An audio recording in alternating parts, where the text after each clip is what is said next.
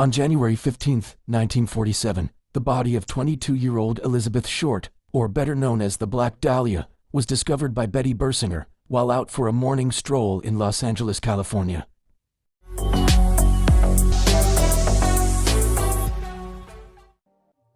The body was cut in half and so pale and drained of blood that Betty actually mistook it for a mannequin. The body was cut with surgical precision, leaving no trauma to internal organs or bones, and her face had been cut from her mouth towards her ears to form a haunting smile. There was no blood, making it clear that the body was moved there after she was murdered. 9 days after her discovery, an envelope was received by the police, addressed in horrific fashion, using cutout letters clipped from movie ads, the Los Angeles Examiner, and other Los Angeles papers. Here are Dahlia's belongings. Letter to follow.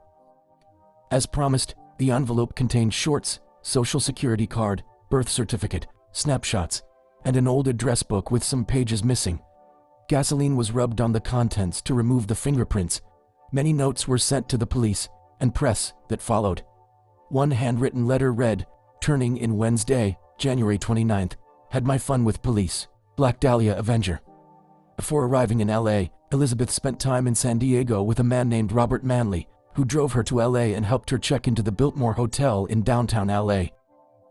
Many reports state that this is the last place that she was seen alive, and like our friend, the Cecil Hotel, the Biltmore is reportedly haunted. Hotel guests claim to have seen Elizabeth walking on the first floor in a black dress, only to suddenly disappear. She's also seen on the 10th and 11th floors. Others state that after Robert Manley left, Short headed to the nearby Crown Royal Bar, which stands today as Club Galaxy, and that place is actually the true last sighting of the Dahlia. Although this case has been officially unsolved for nearly 70 years, there's no shortage of suspects. The first suspect was Robert Manley, the guy who dropped her off at the hotel.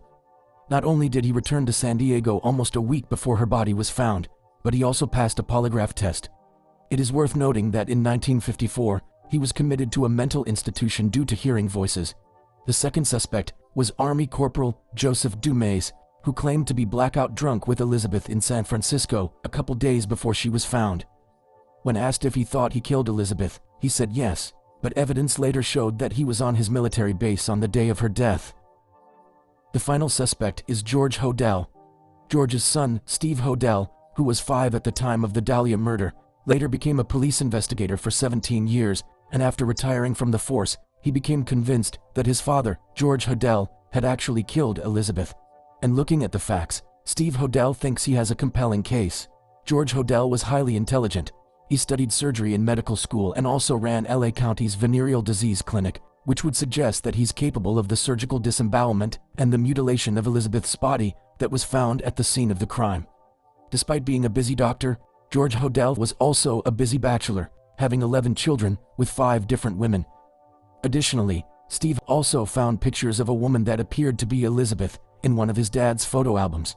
However, when examined by a forensic artist, the artist was 85% certain it wasn't Elizabeth in the pictures.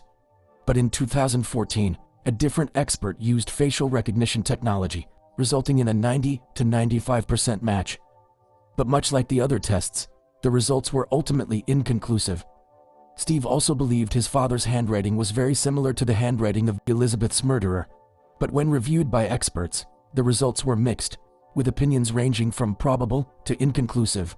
George Hodel was also accused by his daughter of sexually assaulting her. At some point, police did suspect George for killing Elizabeth and planted listening devices in his home. On tape, George said the following: "Supposing I did kill the Black Dahlia, they couldn't prove it, now that they can't talk to my secretary anymore because she's dead." Additionally, he also was caught saying, "This is the best payoff I've seen between law enforcement agencies, and I'd like to get a connection made in the DA's office." George's son also tracked down a case file that contained a female witness who stated George and Elizabeth knew each other. LAPD was notoriously corrupt around this time, which perhaps explains why the case was dropped even though George was emerging as a suspect, and it would also explain why all physical evidence from the case has somehow disappeared. This could mean a lot of things. Some believe that he paid off the police, while others believe that this is just a classic case of police incompetence. In 2012, Steve Hodel returned to his childhood home with a police dog that indicated the scent of human remains.